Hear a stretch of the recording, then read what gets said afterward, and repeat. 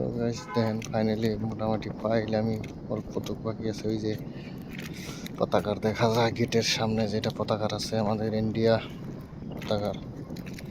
তো দেখেন এই যে আগে গেছি গেটের সামনে, গেটের সামনে এগুলো বিল্ডিং দেখেন, এই যে গেট দেখেন দেখা যাচ্ছে ওই যে। তো গাইস দেখেন বাংলাদেশে তো গেলেও পাসপোর্ট করা লাগবে, পাসপোর্ট করা ছাড়া তো যাহাম না এমনি এমনি। তো দেখেন একটা উচিলে নিয়ে দেখেন যে আমরা গেটে পর্যন্ত ঢোকা দেখি, কিন্তু বাংলাদেশের ভিতরে তো যাহাম না। মানে এই যে গেট ধরেন এখন করে কাগজপত্র দেখবো হয় আমাদের না, কিন্তু ধরেন গাড়িওয়ালা ড্রাইভারের যে আছে ড্রাইভারের কাগজপত্র দেখবো, আর ভিতরে কিবা মানুষ আছে তারা আর কি নিয়ে যাবো।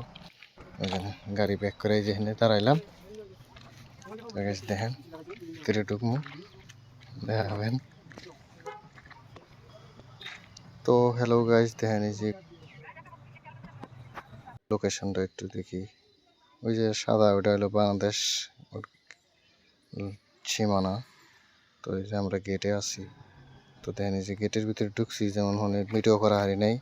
তো গেটের ভিতরে ঢুকে যেমন একটা বিল্ডিং আছে, বিল্ডিং যেমন দুইটা আর কি উপর থেকে ভিডিও সিটি করছে। দেখেন যে ভিতরের অবস্থাটা কি সাইজ করছে, দেখেন এই যে পতাকার লাগাইছে।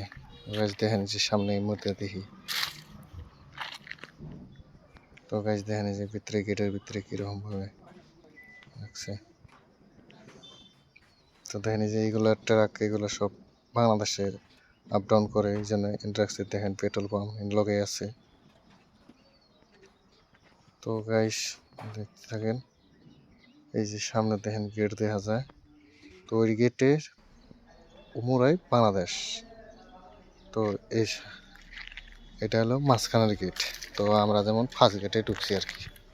তো ওই গেটের বলে যে আমরা আর কি যাইবার দেবো না, আমরা যে কামে আইছি ওই কামগুলো আর কি করা লাগবো, ওই কাম করে হেরে বাইরে যাওয়া লাগবো, কারণ সেখানে অত টাইম থাকবার দেবো না করে। তো গাইস দেখেন